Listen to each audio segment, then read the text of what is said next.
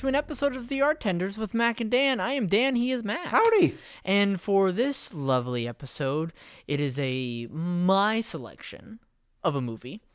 For this wonderful podcast that, Mac, we look at various pieces of art. We do. And we try to A deep fart? dive. Excuse me? Did you say a fart? No. Oh, sorry. I'm liking this Mr. Rogers tone we got going. I mean, but that was also very, Freudian, your mind. It was your mind that told Did you think it was that. mine? Yes. I think it was a fart that I heard. And I said, sorry. We do a deep dive, and we try to better ourselves as artists and do. try to get a deeper vocabulary and understanding Just into like that. what they do. And this time, I selected a movie that came out in 2008, directed by John Woo, starring Tony Leung and Takeshi Kaneshiro, and it is a movie titled Red Cliff. There's a specific reason, Mac, why I chose this movie, To tell. and that is... Pray tell. And that is because, a while back, we reviewed the movie Dynasty Warriors. Dynasty Warriors is a little bit convoluted. It's based off of a video game. In turn, that video game is based off of a novel based off of historical events. After the fall of the Han Empire in China, and that's early 200s, I believe, AD, there is a period of time where the land was essentially split into three kingdoms, and hence it's called the Three Kingdoms period. A few centuries later, there is a novelist by the name of Luo Guanzhong, and he retells and also romanticizes the events of the Three Kingdoms period and aptly calls it Romance of the Three Kingdoms. Millennia later, there is a company in Japan, and they make a series of video games based off of this novel, which is called Dynasty Warriors. And then, eventually, hence the movie Dynasty Warriors came out in 2020. Now, what's interesting about Red Cliff is that, the best way I can describe it, so for Red Cliff, it's cutting out the middleman. So instead of Red Cliff being based off of Dynasty Warriors, Red Cliff is actually just basing itself off of Romance of the Three Kingdoms. I see. Which is based off of the historical events. Because Dynasty Warriors, from what I remember, Dynasty Warriors is a lot more ridiculous superpowers. Yes. Because that mowing is being based off of the video game series. Right. Where even though kind of that Red Cliff is a continuation of the story that is told in Dynasty Warriors. Sure. And what I mean by saying that is that, I think the events in Dynasty Warriors took place in 180, 190 AD, and I think the events of Red Cliff took place in 210, 220. And they use, the same quote-unquote characters, right? Dynasty Warriors, the movie, and Red Cliff has Liu Bei. It has Cao Cao. You see, for a second, for a cup of coffee in Dynasty Warriors, and then as a prominent character in Red Cliff, there's Sun Quan, who is the clan leader, the leader of the Southlands, as they call it, who becomes, it's a whole bunch of jargon that I'm not going to shove down your throat. But point is, why I was so interested in this movie was because it's still using the same characters, and it's basically this is still in their lives, and this just happens later on. But it's in of course many different facets and in many different ways. This is somebody else's storytelling interpretation of these events, and what makes it doubly interesting is what John Woo brings into the table in terms of the storytelling and what he changes for the story to make it a more palatable experience as a movie. And what primarily happens in Red Cliff is that Liu Bei and Sun Quan, they unite forces against Cao Cao, who's this other guy who has the emperor under his finger, and long story short, is able to defeat him in a crazy naval battle. There's also Liu Bei's strategist Zhuge Liang, who's there in the background as well, and he's hanging out for a bit of it as well. Who's referred to as Kong Ming? I forgot that the movie does that. There's a thing in Chinese culture and nomenclature. I don't know if it's still carried to today, but fun fact: there is, I believe it's called something along the lines of like familial or like familiar name or like courtesy name or something. And so they used everybody's formal names except for Kong Ming, which is an interesting take. But I guess he's more colloquially known as Kong Ming in China. That's my assumption. I think the colloquials is actually a very, very good launching off point into. I think that this was a massively different experience for Chinese audiences. I mean, obviously the movie was made for them, but also there were quite a few story points just because I'm not familiar with the story. Assumed for you to already kind of know. Exactly. And I kind of saw a similar thing in Dynasty Warriors, the movie. Yeah. And at first I was kind of like, well, why would you assume that I knew? But then I realized this would be the same thing as them writing something that was like a play on, the American Revolution. Like, we all know who George Washington is. Yeah, exactly. We don't need that. Yeah, we don't need that again. Well, what's doubly interesting, and I guess I'm revealing this information to you for the first time, is that the version I assume that we both watched was actually a cut down version. So outside of China was around a 2-hour, 30-minute movie. That is a much more palatable experience, and the pace is like on point for the most part. There's always something going on, which is really impressive. It is a brisk 2.5 2.5 hours. The original theatrical release is actually 2 separate movies that are about 2.5 hours each. I remember seeing there is basically half of this movie that was cut. Wow. So we saw the cut. So we didn't just version. see part 1. We saw the part 1 and part 2 cut down to this. Exactly. Wow. Which is who did the cutting? So impressive. I'm sure John Woo okay. somewhere along the line, or like he was involved in the cutting process. Because I mean, like, even though Romance of the Three Kingdoms is known as one of like these sort of pinnacle pieces of Eastern literature, it is so, quite literally foreign to really most people outside of East Asia. And so it was definitely the right move and the right call to cut down this movie tremendously, because I wouldn't want to sit through 4 to 5 hours of these events, even though that'd be super duper interesting. But it was such a very good call to like take literally half of it out, and also make a tremendously impressive cut of the film, and then give it to Western audiences. And it's like, hey, this is my interpretation of the storytelling of these events. Here you go. And it actually leads to a very impressive movie. To me, honestly, doubly so when you think about half of it was cut. And at least for me, you can't tell that half of it was cut. It's so well put together. I would agree with that. Tremendously I definitely did not know it was mostly cut. Yeah. Would you say that you're a John Woo fan? What's funny is that I don't think I've seen a John Woo movie outside of Red Cliff. Yes, I feel like somebody is knocking at the door at the moment, probably with bows and arrows and shotguns, and just going to point it at me and say, wait a second, you haven't seen Face Off or Mission Impossible 2? And to that I say, I'm sorry. Yes, I haven't. I'm sorry. I haven't. But I've always wanted to. And I've always known of John Woo, and I've always known him being an action director. Like that's a name that has been carried for decades. You know? Well, what is your experience with John Woo? Is it not a much. similar one? I started going through his filmography, and I did not recognize most of it. Most of it. But did you know the name John Woo prior to the consumption of this film? Yeah, purely, and just like you said, I really only knew him in terms of I knew that he was some sort of action movie director, period. Yeah. That he is very famous for making really action-packed movies, but ones that don't feel like they dawdle, like very to-the-point action movies. Yeah.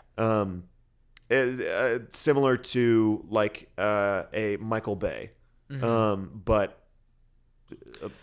like higher end. What was so wonderful to me about this movie, and we're going to get into a bit of like what you thought about and how easy it was for you to follow, but what was such a treat for me watching this film, and I don't think I've seen this in a long time. It's the enjoyment of those actors doing that fight choreography. Yeah. There was such a sense of being alive in the moment for these actors, for those characters, that it felt like there was still storytelling that was going on through the actors' performance outside of the fight itself. Does it make sense? Like, not just in the hand-to-hand, but it's also, I mean, it's something as simple as how, like, the actors emoting and sort of, in a way, like, listening, quote unquote, to what's being given to them, and actually, like, physically responding, not just as part of the fight choreography, but as part of the character in that space, right? And so, like, there were so many moments throughout the film where the character of Zhao Yun, who was played by Junho, did a fantastic job just being alive in those moments, as opposed to just hitting the mark, right? Where I feel like we are so used to fight choreography being about just hitting the mark and making it look cool, as opposed to using it for character building and storytelling moments. That when those moments happen in Western films, there's like, whoa, that really struck a chord with me. But that happens all the time, or at least in my understanding, primarily with like Chinese action films. I mean, of course, like, Jackie Chan is the poster child of that, right? Of being alive in the space during fight choreography, right? Like, being alive as a character and actually responding to what's being given to them. That it was such a treat to watch that in the film in front of me. So I just wanted to lay that down as well. Yeah. Like, it was one of my favorite parts about this movie. It also kind of reminds me of sort of the downfalls of fight choreography in America, specifically in American theater, that we've seen, which is it's extremely safe now. It's very step by step, go through the process, make sure it's the exact same thing every single time, don't change anything, don't throw a punch any harder or softer, or don't take any breath anywhere, like, make sure it's the same timing, everything's the exact same, and that's what makes it so safe. At the same time, that is kind of the thing that holds it back, isn't it? Yeah. And I know this because I lived it, and I'm sure you did too. A lot of people that do fight choreography, especially like early college, late high school, whenever you are kind of starting to really get a firm grasp of character and moments and trying to figure out how to, fully extend your knowledge and really care about the scene. Whenever you try to take that into fight choreography, you're really shot down pretty fast. And at first, it's frustrating. This happened to me. Multiple times? Not like, multiple times necessarily, okay. but I can think of one instance in particular where I'm performing fight choreography, and me and the person across from me start to throw punches that are a little harder than they usually are, which means they're getting blocked a little harder than they usually are, and it's just like an overall more violent fight. It looks better. It felt better for the two of us. Yeah. We use stabs halfway through the thing, but the problem is that it looked dangerous, and the teacher told us to stop because it looks dangerous. Now, hold on. Let's break this down a little bit, because I think this is probably just the case with the teacher that we had, which let's just leave them unnamed just for... Sure. Yeah. Got it. I know where you're going now. Okay. Yeah, well, but that may also be the case. Now, it's also really important to be safe during fight choreography and, like, during stunts. There are these horror stories of actors dying because of stunt. I know I went to the of course, the deepest end that actors die, but actors have died doing these stunts. Yep. I don't want to... I'm going to want to look it up, but there may have been one for this film as well, and that's the thing, right? But and then there are also plenty of action films, primarily Eastern action films, whether that is India or China, or even Korea, where the choreography is actually like hand to hand, like they're not like pulling any punches, like they're trying to get that desired effect, which is incredibly dangerous. And hopefully I also did not kill a stunt, person in this film. Did I kill a stunt person? No, ready for this? Yeah. Stuntman died. 6 crew members were injured in a fire. The accident occurred while a scene was being shot that involved a burning ship crashing into another ship. Yeah. So this is a thing. Because they were using real And fire. so, but like I don't want to give the notion, and I don't think you were trying to give this notion either, of like choreography is too safe. And it's like, no, it's not necessarily that. No. But what I am parsing right now from what you gave to me is that it didn't feel like you were allowed to have those storytelling moments within the fight and like be truthful to the character in those moments. And it was just a matter of like, and of course part of it is like teaching you to do the fight safely so nobody gets hurt. Absolutely. Right? But it's also trying to portray the character in the fight as opposed to like, okay, now I'm in a fight. I think opposed to like, I am portraying a character in this fight. Go ahead. I think it was perfectly justified for the teacher to have stopped us, but it is more like I saw a certain freedom and agency in these actors' performances that I've never felt doing fight choreography, no matter how many times I've tried. But I mean, we also got to understand that they're masters. They day and night doing this. This is also with fight choreographers who've been doing this for years and years, and we're talking like intensive stuff, right? Like it's not akin to the teacher that we had that like he was just a professor for a long time and he knows his stuff, but like it's very, very different to what they do. Yeah. Right. And it's and even like it's probably even down to like the work culture of it. And the approach of like how they treat fight choreography as part of the storytelling, as opposed to how we treat it here. That like, yeah, it's part of the storytelling, but it for a lot of people, it's like in their minds, it's completely devoid and it's completely separate from the storytelling, and it's like its own little beat, as opposed to being one more fluid motion for like characters to connect and stuff like that. So I mean, it is a very, very tricky thing to nail. So I don't want to downplay that. A question that kind of delineates. Let's say that you're a director, Danny. Okay. He says, I hate this already. Let's say you're a director, and you find out that one of your actors specifically hurts themselves before they go on stage, just like, maybe like plucking a piece of hair or like digging their nails into their hands or something like that before they go on stage to rev themselves up, or, and this is a very popular one. Can I just stop you? Yeah. They're not a good actor. I agree. But do you let them if you're the director? No. You say, stop that. Yeah. Find a different way to get there. Find a healthier way to get there. How many times have you heard an actor say something along the lines of, no, but like really slap me. No, but like really punch me. That's common. That's fucking common. I know it is, and it's kind of foolish because, I agree. And like I understand because the idea is that like you're actually getting something that you're physically and actually responding to, which is good, and which is, like, but like if it's at the cost of like our own health, it's not that important. Agreed. Or at least maybe in my experience of theater these past decade or so, at least for theater, it's not that important. Yeah. Like theater can be amazing and can be life-changing, but it's never important enough for you to physically harm yourself. Yeah. Yes. And like if it happens by accident in a stunt, then sure.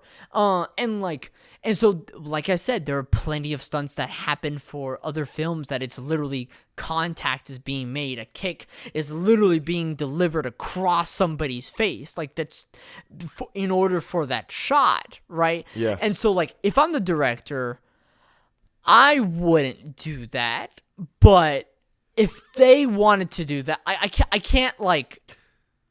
can't be the arbiter of justice in this regard, you know? Like that was their choice, and they were more than willing to make that. It's your fault. It's just, do you allow it to keep happening if the actor specifically wants to? But you're right. Yeah. Oh, you're also asking me a different question when it comes to like trying to elicit a specific performance like every night or something, as opposed to like that's not sustainable. We're trying to get this one shot.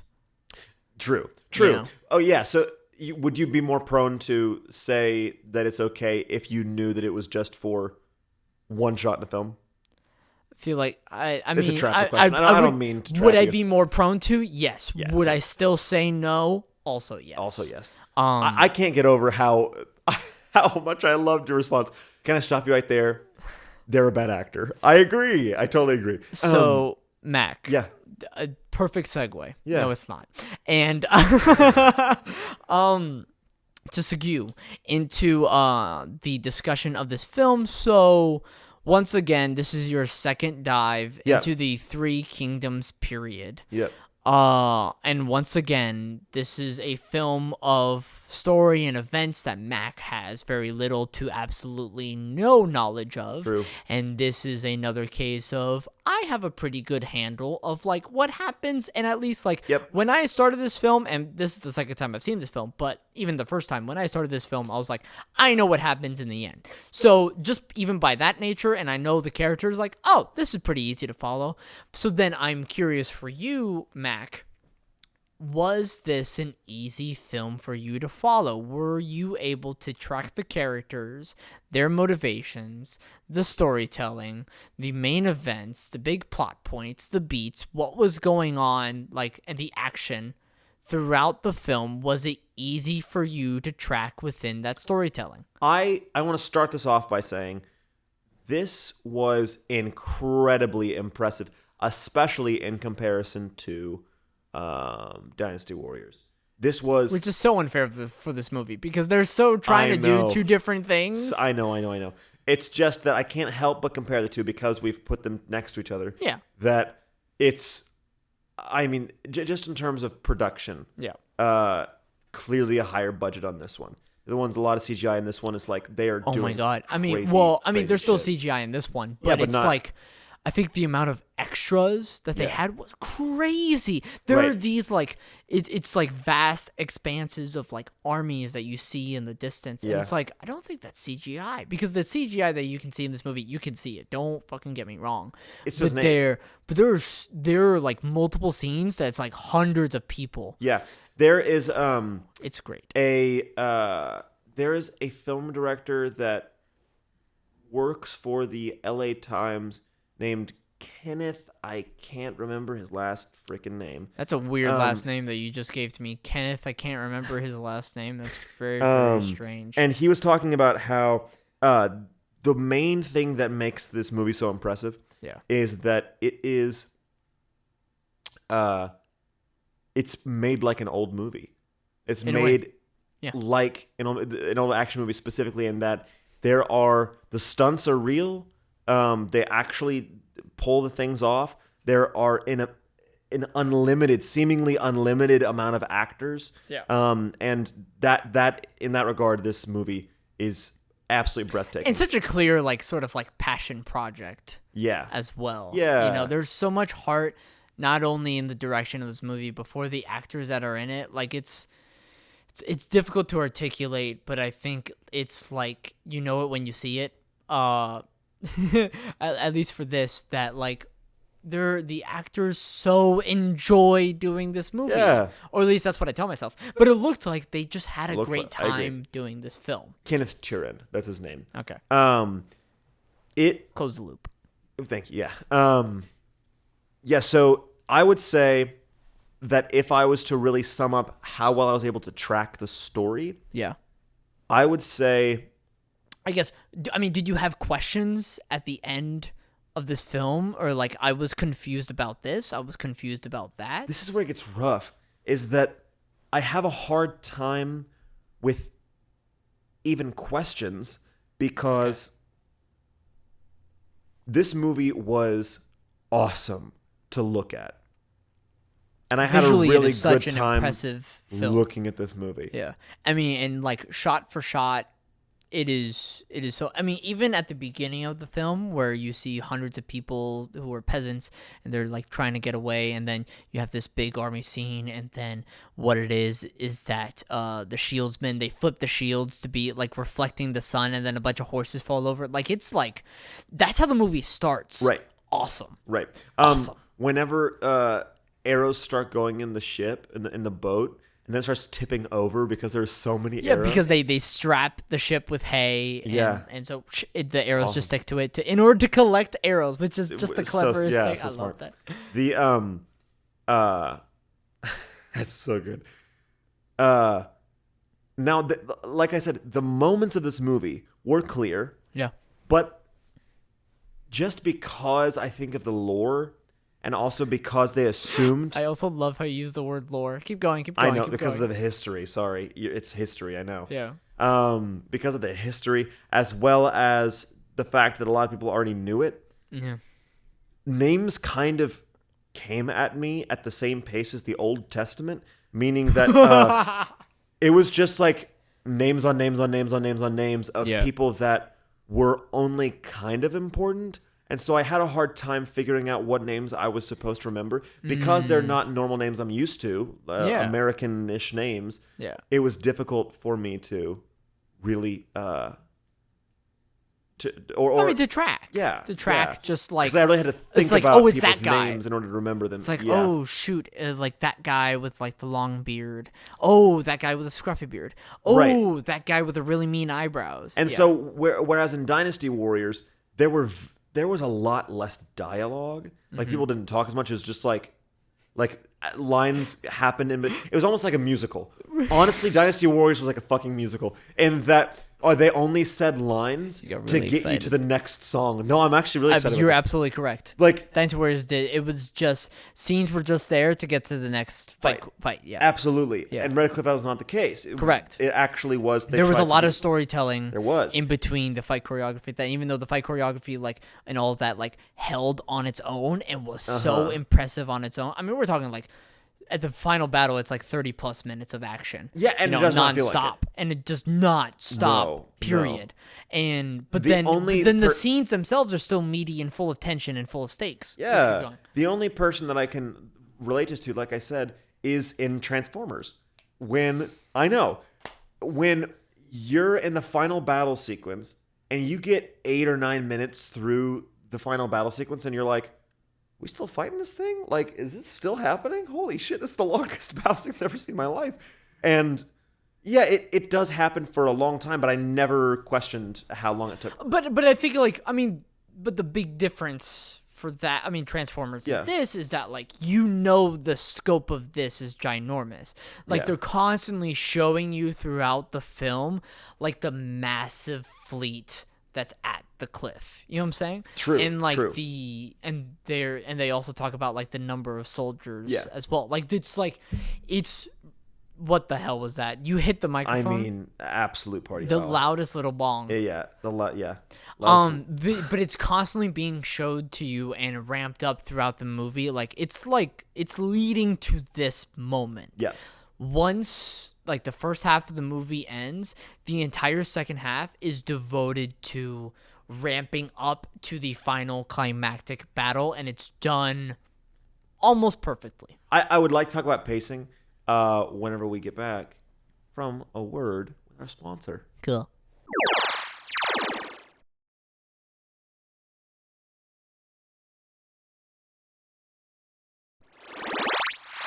And we're back. Oh, I like that. I liked that intro, Danny Lavelle. That was cute. It was a visual bit, so. Yeah. Oh, sorry. For people on the podcast, he just put his notes down. That was it. It was cute. It was a cute little ditty. Because I knew. And if you're only listening via Spotify or Apple Music, get your butt over to YouTube. Apple Podcast. Podcast. You get your butt over to YouTube because there's some cool shit happening over there with the Artenders. You better. I'm gonna plug our shit mid podcast, beginning and fuck you mid. It's the same product. It's the same. Okay, it's the same content idea wise, but you get to watch us, and that's all the better. Our goofy ass voices make a little more sense when you see our goofy ass faces. Anyways, sure. What I wanted to pick up on was this. This movie, the segue. This movie was a good looker. Yeah. Like I said, because there are so many scenes now, we're getting a lot more backstory that is auditory. There's a lot less showing me what happened or just showing me enough of what happened to get to the next fight scene, and a lot more of telling me a bunch of names of people that I don't know who to assign those names to. And also, I don't know like what a name means. It's fast. It's fast in that regard. Yeah. Like I think like sort of textually, like in terms of the story, I mean, of course the pacing is still pretty fast, but like I don't think it's too fast as a story to follow. Like it was probably too fast for you in terms of the characters and the roles that they played, but I don't think it was too fast. Like if you take the names out of it, if you just have the names of like Dave and Kevin, you know, like yes, then it would be super easy to follow. Yeah. You're exactly right. But like the story itself, the pacing, I think is honestly immaculate.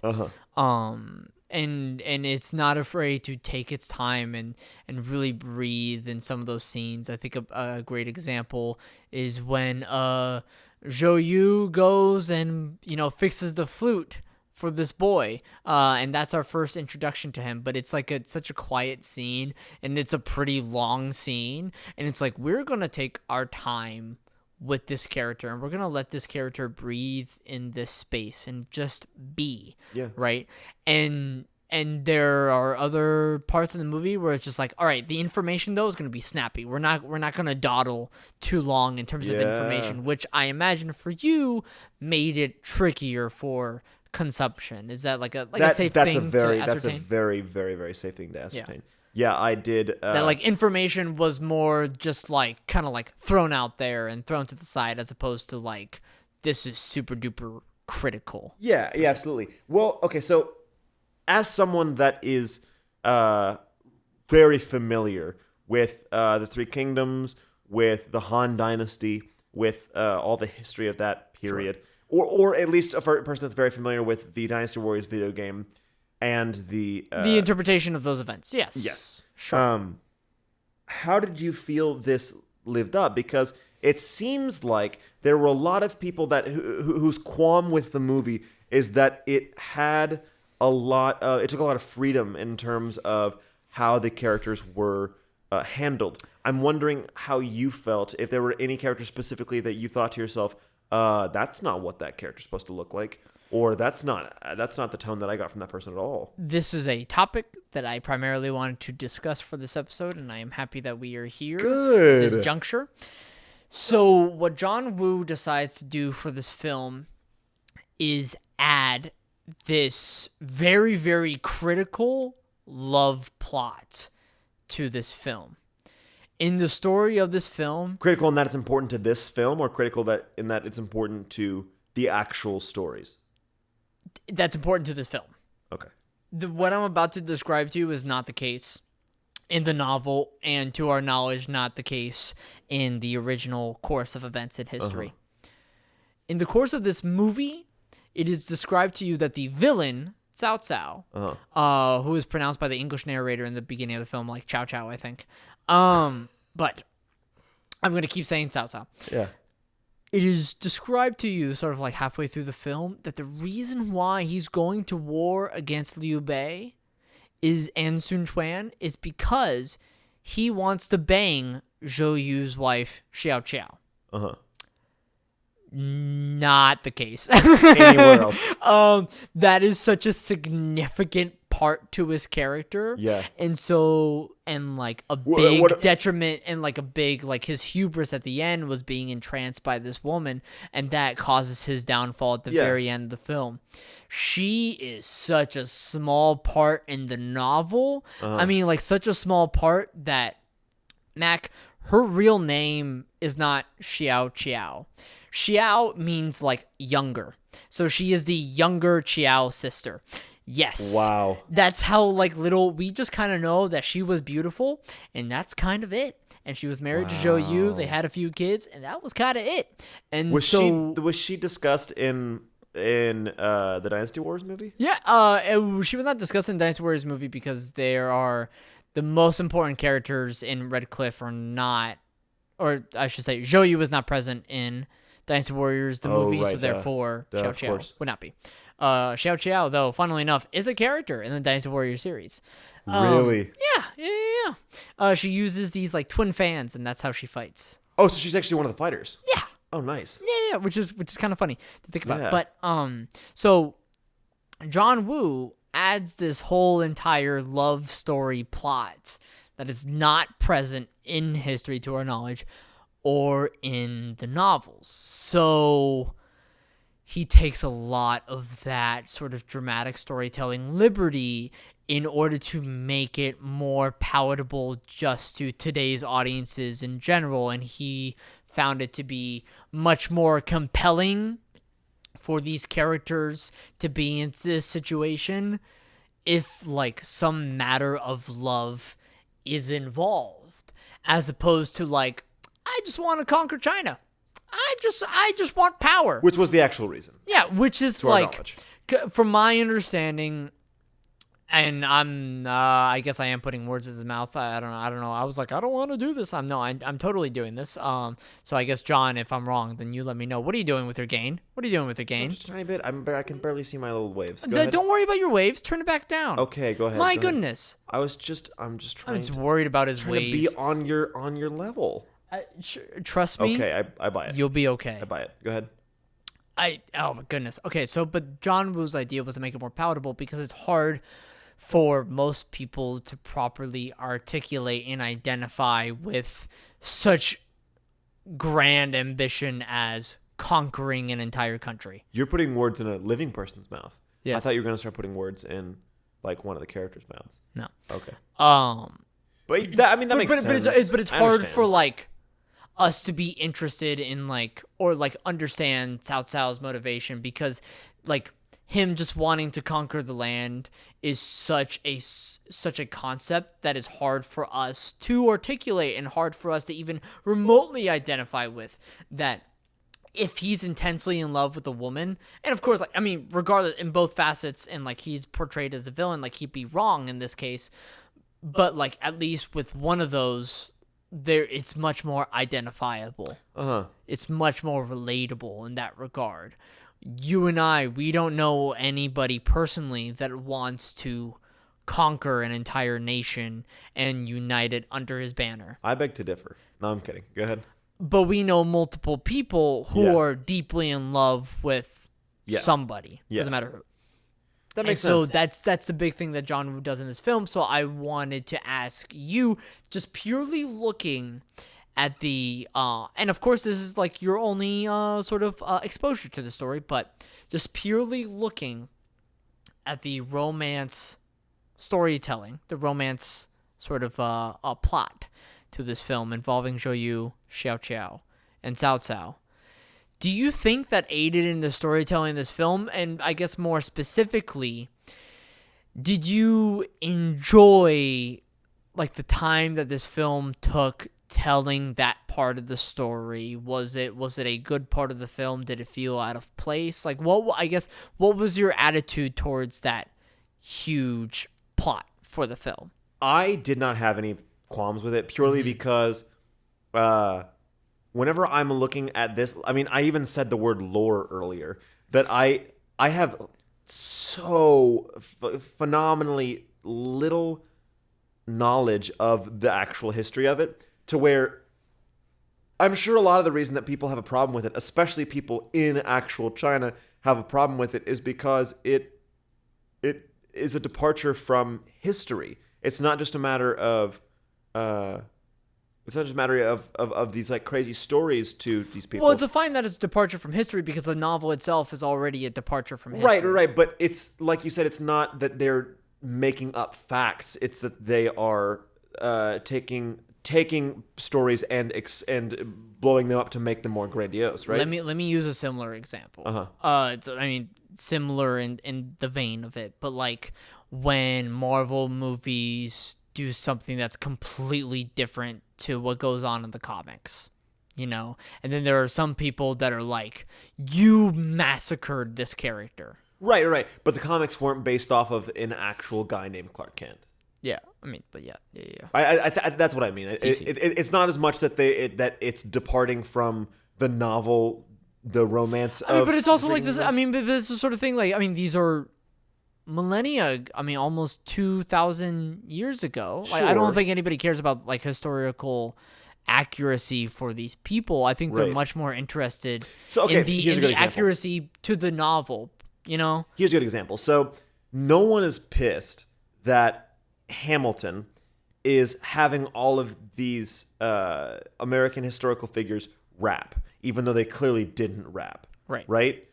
But people might be pissed if all of a sudden they just start changing what actually happened in history. I guess it's also like the presentation of it. You know what I'm saying? Like, they don't ever attempt to make any sort of historical. You have a movie that's about the events at Red Cliff. Yeah. Right? And I feel like going into it, you're like, this is going to be about the events of Red Cliff, and then it takes dramatic liberties, right? Well, I mean, but then it's like Hamilton, but then it's a musical, so I don't know. Man, these are two different examples. I'm really drowning in the weeds here. No, it's okay. It's more like, I guess what I'm saying is that there is a way of being grandiose without changing history, and I feel like the romance of the Three Kingdoms probably did that. They did. I mean, there were characters added.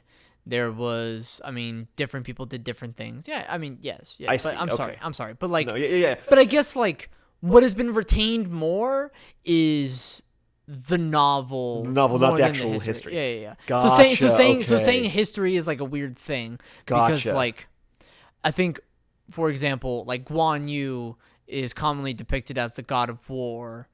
I think partially because of the events in history, but mostly I think because of the novel. You think people in China would be more put off by the departure from the novel than departure from any history? 100%. This is gonna mean nothing to you, or maybe I'm gonna try. So remember in Dynasty Warriors, the movie. Okay. Remember Hua Xiong? Remember the guy and like the end of like the second act who was like murking dudes left and right and was cutting off their heads, and their heads went 2 miles up into the mountain? Yeah, of course. And so Guan Yu killed that guy? Yeah. That's what happens in the novel. That's not what happens in the history. Some other dude kills that guy. Right. So, I mean, it's something as simple as that. Right. So, there's already been dramatic storytelling that's done for like Luo Guanzhong for whatever reason. I don't think anybody knows why. Loved Liu Bei, and so the novels was mostly about Liu Bei is the best and Cao Cao is the absolute worst. When like history is a little bit more nuanced. Yeah. In that regard. In that way, then I definitely didn't have any problem with it. I think that there was a little bit added in that it followed, and I hate to use the word classic here, but classic action movie structure. John Woo, they got him because he's not like this fantastic traditional Chinese director. They got him because he is a really famous action movie director. That's how we know him. That's probably how these Chinese producers know him as a. He's done Chinese action films too. I mean, this was the first one that he did in like I think like over a decade or so. But specifically action, not like this like dramatic, amazing thing. So a very common thing in action movies, and I'm sure that he uses. I can't think of a single action movie, successful action movie that does not have some sort of romance in it. Yeah. I guess you can say Dynasty Warriors is a what? Predator. You're welcome. Goodbye. You don't think that it's about Arnold Schwarzenegger's love with the Predator? With Carl Weathers? With Carl Weathers. Sure. Sorry, we're drowning in the weeds here, but you did not have a problem with because it felt like it was just a regular old action felt like it was thing. just part of the story. Yeah, and also it didn't, because it was 2008, they didn't really have much of a responsibility, or they didn't have, I guess, as much of a pressure or awareness, especially awareness, to really flesh Chow Chow out. How do you pronounce it? Xiao. Chow. Yeah, whatever. Xiao Chow? Yeah, no, you got it. Never mind. Sorry. Okay.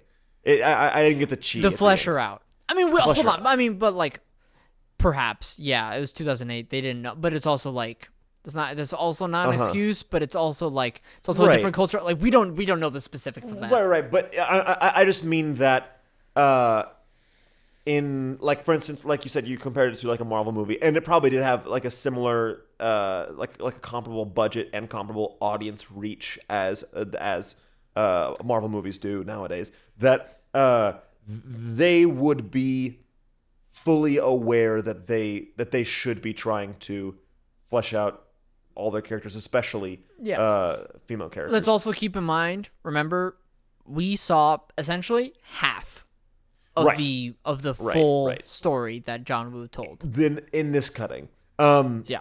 she did feel more like a reward than And like a plot device, yeah. yeah. As opposed So to it didn't bother me because it wasn't, even though it was like a central part of the plot, it wasn't what I was focusing on. Yeah. 'Cause like I said, I was just like, man, this is a really pretty looking scene. To be even more specific, like Xiao Qiao is like the most important female in that film, and the much more interesting one is Sun Chuan's younger sister. I know I'm just throwing names at you, but Sun Chuan's younger sister, Sun Shangxiang, who invades You're the correct. enemy camp and You're gets like a correct. map of their Played sort by of Zhao Wei. fleet.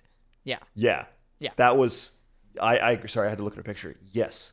I completely agree with you. And also acted really well as well. She was just like a joy to watch whenever she was on screen. And a much more interesting character where it just feel like Xiao Qiao was like, you're the love interest, and that's kind of it.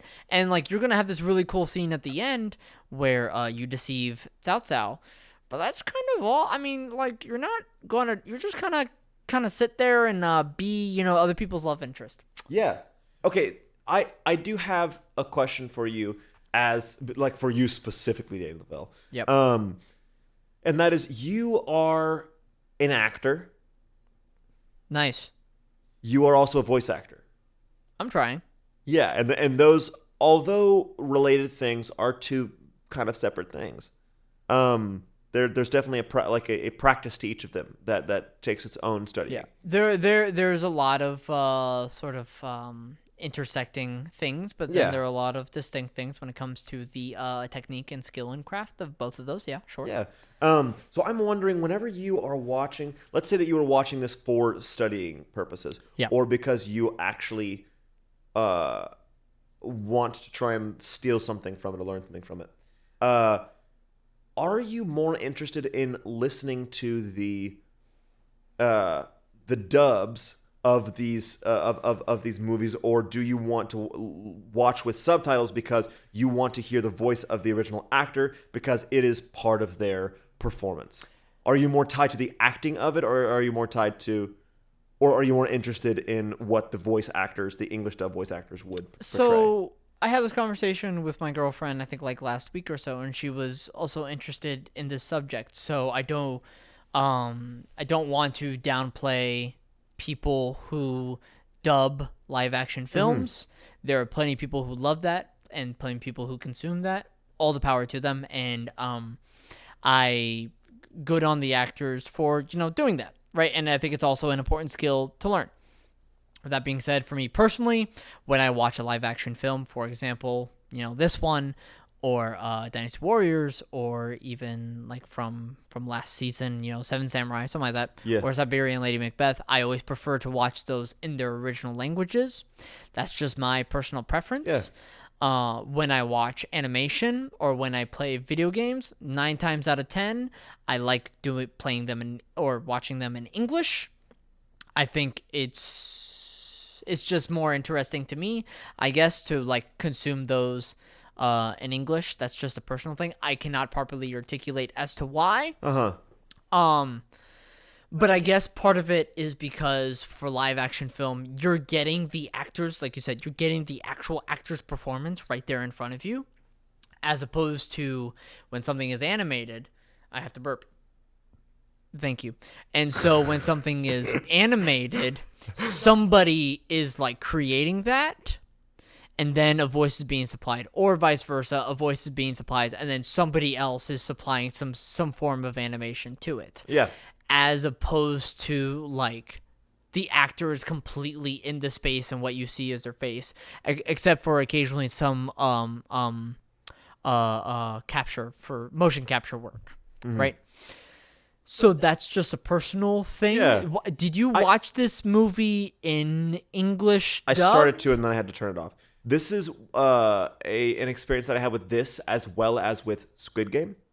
I started this movie. For those of you who don't know, if maybe you're listening to this episode years down the line, Squid Game is a show on Netflix that is really popular right now in the year 2021. Yeah, and a Korean series that is Television series. Yep. Yeah, that It's has just really popular right now. huge. And so something that I'm really finding with Squid Game is that it's popularly, and I mean the internet's talking about it, really, really poorly dubbed, English dubbed. And that if you're watching Squid Game, you really do have to keep the subs on because, and I think it really came down to this, and I had this experience when watching Squid Game and also Red Cliff, that it sounded like English actors that were dubbing for anime. It didn't sound... Because it typically is. It's usually the same companies. Yeah. And although, like we've seen in plenty of anime shows, that we reviewed Berserk. That, for instance, is really well dubbed because all of the characters. I mean, it's okay to sound animated because it's freaking animated, but those same actors should not be the same actors that are giving similar portrayals to live action people. It just sounds inappropriate and strange, and it sounds like they're almost mocking it. And which we know, like we know they're not. We know they're not. Absolutely, but it just sounds like such a departure from the actual action and dramatization of the scene that it just feels inappropriate almost. And like that's perfectly fair. Yeah, that's totally fair. And sometimes like I want to get as close to like actually watching person's performance, but if already a sort of medium to the original person's performance is cut, then I'm like, okay, then probably English fits better here for my enjoyment and my experience. And like typically when I watch anime, I like watching that in English because I feel like I get more as an actor from that. Yeah. You know. As opposed to it would be a little bit more jarring to watch a foreign film with English dubbing. That's just purely personal taste, and I have no judgment to anybody who does otherwise. That's just how I like to consume my art. Yeah. You know? And that's just a personal thing. Absolutely. Was there any experience that you had in this movie that you thought to yourself, I am stealing that? Stealing? Yes, like I am in terms of your job as an actor. I mean, I think it was mostly just the enjoyment that these actors from them had. that you were like, I wish that I could enjoy and it was primarily in the fight scenes. And I was kind of like, I was looking at my notes during the break again. I was like, oh my god, like we only vaguely talked about these fight scenes, but they were fantastic. Really? I think about the moment at the end with Zhou Yu and Zhao Yun, and they're like back to back, and they're like 20 soldiers around them, and they're like cutting them up like one by one. They're like, then they're going back to back. Like, it's the coolest little thing.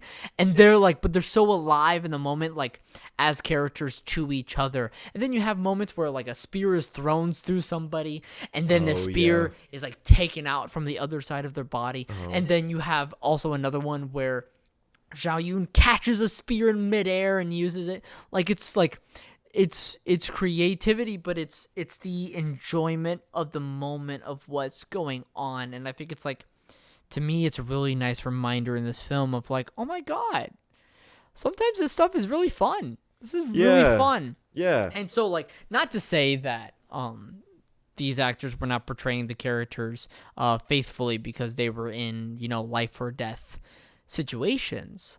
But there was a sense of like, oh shit, this is happening. Like there was like, that was all there and alive for them. And Mac Welch, we are in And the 2-minute warning. 2-minute warning, baby. Let's do it. All right. Mac, my final thoughts on this film. I think this is a great film. I do recommend this to other people. I think I wish, like, honestly, this film had like an intermission or something, probably just to separate, between the two acts. But it is jam-packed. I think the pacing is excellent. Definitely watch this, to me, like, with subtitles on and try to keep track of the characters. But I think the storytelling is immaculate. The fight scenes are great. I think the acting, Tony Leung, we didn't get enough into him. Gold medal, boom, Tony Leung. Oh, wow, quick. I think he was just brilliant in this movie, and I loved every time he was on screen. I think it was a great movie. I agree. And it's just a treat to watch through and through. And even though it has some hiccups, I don't think the love story was that strong. Everything else surrounding it was strong enough that I was like, I enjoy this movie through and through. I would give it a solid B+. B+ for sure. I go ahead and give it an A-. I was really impressed with the storytelling, specifically in terms of the fight sequences. Obviously, that's what John was known for, and I really got a taste of it. I really got a taste of how well he's able to put together a fight sequence and just an action movie overall. I think that it rightfully deserves to be the highest grossing movie at the time that it was released, beating Titanic. That was a huge thing in China, and so I'm really glad that they were able to get a Chinese-produced movie that surpassed an American movie in China, in the mainland China. Yeah. And I think that it was a really good movie culturally and for that reason now. And I do recommend it. Now, Danny, what we're going to be viewing for next week's podcast, me and you are going on a date. We're going to go to the movies together. We're going to see something that's in the theaters right now, just recently released, A24's new movie, Lamb. Huh?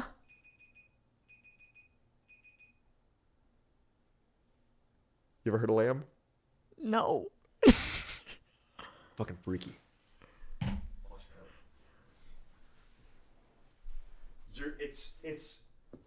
And whenever I say massively, I mean massively off-putting.